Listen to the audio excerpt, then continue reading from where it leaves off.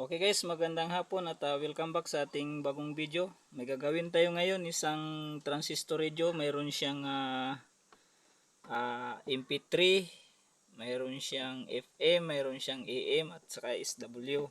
So, ang brand niya ay Kuko. Ang problema nito guys ay pinalitan daw ng may-ari ng kanyang battery kasi namatay. Biglang namatay daw. So, nung pinalitan na yung kanyang battery, hindi na siya tumunog. Kaya dinala sa atin dito, binuksan ko na ito. Hindi ko na pinakita guys sa pagbukas. Kasi para medyo hindi na tayo mapahaba sa ating video. So binuksan ko na lang. So sa pagsisilip-silip ko nito guys, mayroon na akong idea kung saan una-unang tinamaan. Kasi yung kanyang pinalit na battery, same naman yung kanyang voltage. So good naman yung kanyang battery, napakalakas din yung kanyang charge guys. Ayan check natin yung kanyang battery. Naka-range tayo sa DC. So guys, so ayan guys, meron siyang 6.7 volts. So good naman yan guys, yung kanyang voltahe. So okay naman yung pinalit ng may-ari, same naman yung kanyang voltahe. So pagsisilip-silip ko, meron akong nakikita dito yung kanyang volume, medyo kinalawang na. So wala tayong ganyang klaseng volume. Ang gagawin natin dyan, mag-a-assemble na lang tayo ng volume kasi wala tayong available na ganyan. So papalitan natin yan kasi yan yung nakikita kong posibleng sira kasi may kalawang na. So papalitan natin. So habang tinatanggal natin ito guys, yung kanyang volume. So kung bago ka pa lang sa channel ko o napadaan ka lang sa channel ko, kung hindi ka pa nakapag-subscribe, please paki-subscribe naman po. Napaka-importante yan guys, para lagi kang updated sa mga next videos na ilalabas ko. Saka paki-hit na rin yung ating like button. Saka paki-share na rin po kung nagustuhan mo yung ating video. Pasensya na lang kayo guys, kay cellphone lang yung ginagamit natin. Wala tayong tagahawak ng ating camera. Tsaga-tsaga na lang tayo muna.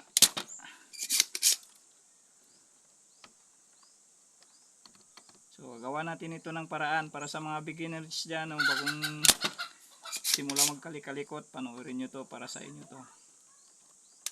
Sa mga professional, talagang sisyo na lang siguro ito. Kaya sana nais din natin makatulong sa mga beginners dyan.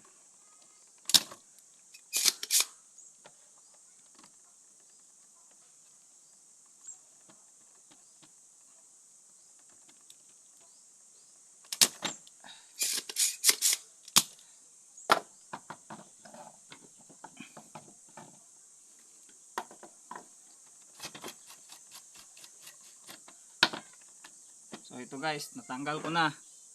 Yan o, kalawang. Yan yung sinasabi ko. Kita ba? Yan guys, so kinalawang na yan. So itong papalitan natin. So wala tayo ngayong available na ganito.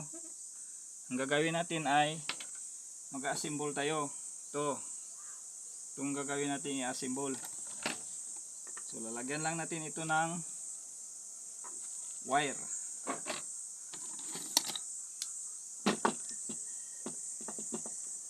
Wire na lang, para sa labas na lang natin iakabit.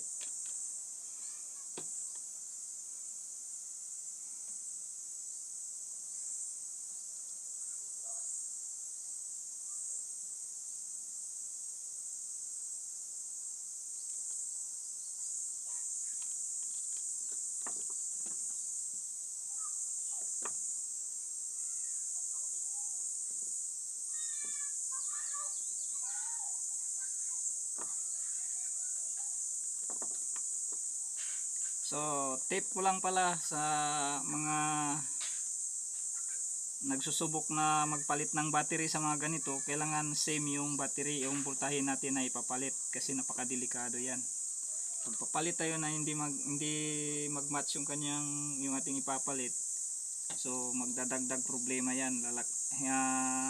Mas lalong lalaki yung kanyang sira.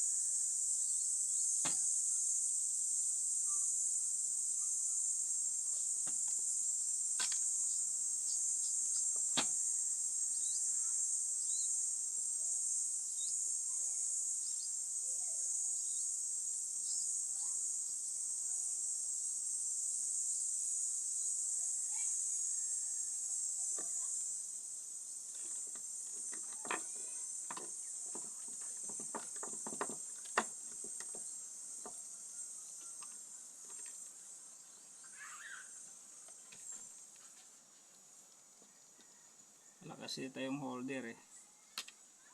Wala tayong holder kaya plies na lang pinang-iipit natin.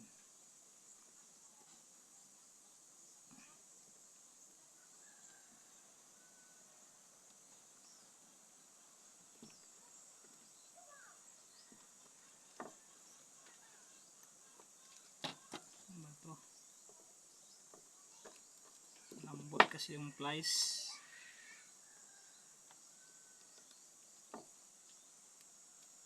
Hirap yung wire natin minsan, yung iba kasi yung lumalabas na wire ngayon parang may mga halo ng bakal kaya mahirap idikit.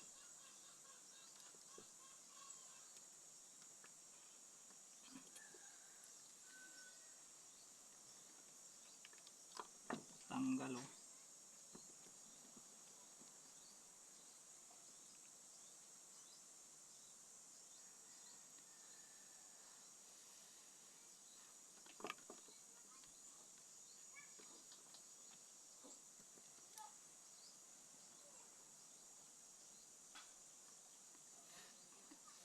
So nakabit natin to guys. Bali 5 wires ito.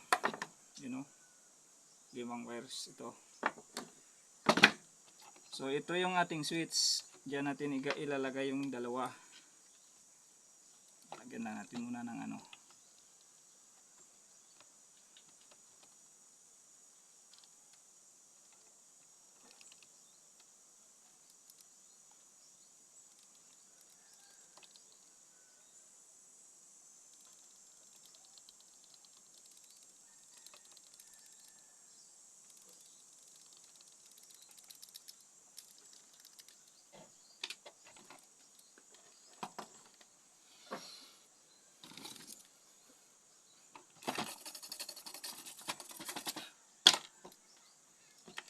So ito yung ating switch guys, yung dalawa. Dito lang natin ilalagay. So sa pagkabit nito guys, sa kanyang switch na dalawa, okay lang yan guys pag magkabaliktad kayo sa kanyang switch. Sa dalawa.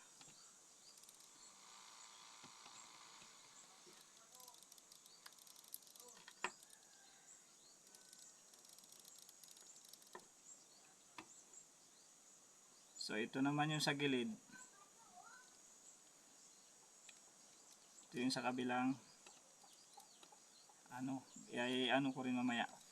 Paliwanag ko rin.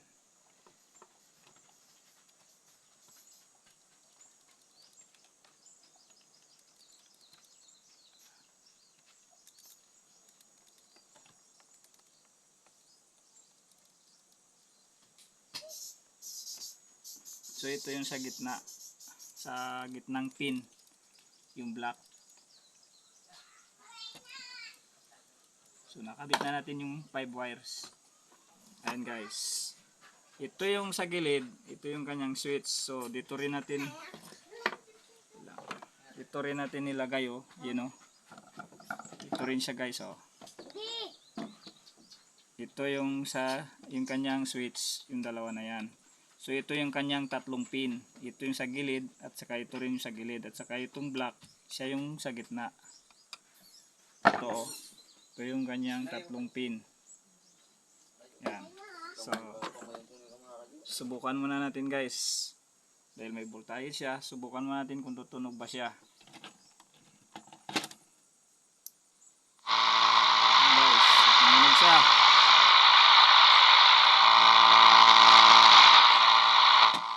Balik mo natin sa kanyang kaha para maganda pagka-testing natin.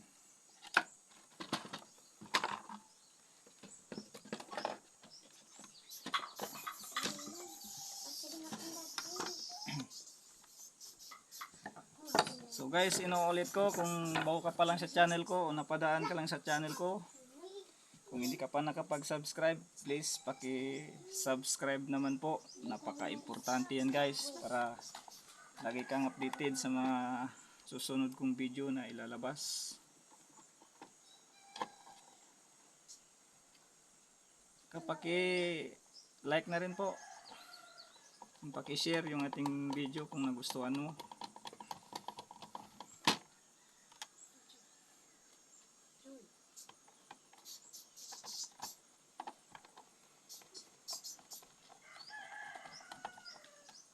Gusto ko lang palang sa nag-comment sa atin sa ating video na module amplifier D10. Nag-comment siya na umiinit daw yun pag nilagyan natin ng 5 speaker. So boss, depende lang yan sa ating wattage. Depende sa wattage yan na ikakabit mong speaker.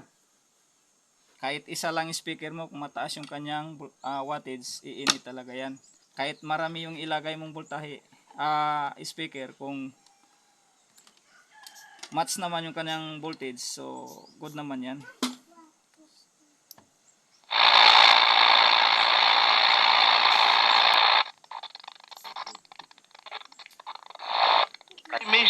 Inflammation damages the lining of your aorta. That's why So good na siya, guys. So ang ginawa ko, to binutasan ko lang sa gilid.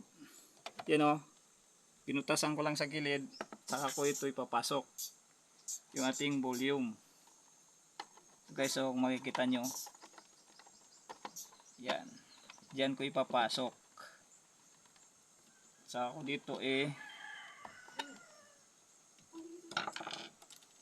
dito ibobolt.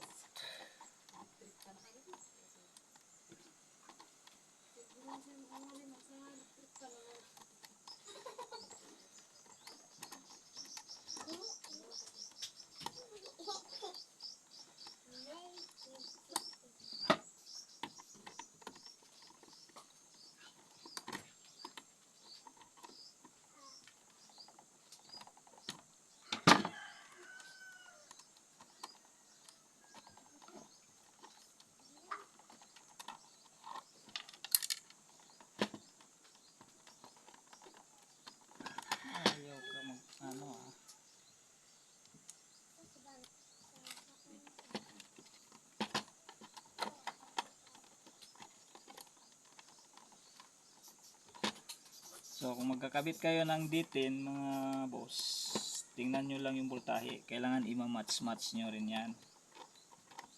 Kasi pag hindi mag-match yan, iinit talaga yan. Huwag kayong kakabit ng overwattage sa inyong amplifier. Kasi coffee mix. So yan, guys, ilagay ko lang muna dito. Dala-dala gid niya ang ko lang muna para hindi na tayo mapahaba sa ating video. Saudi.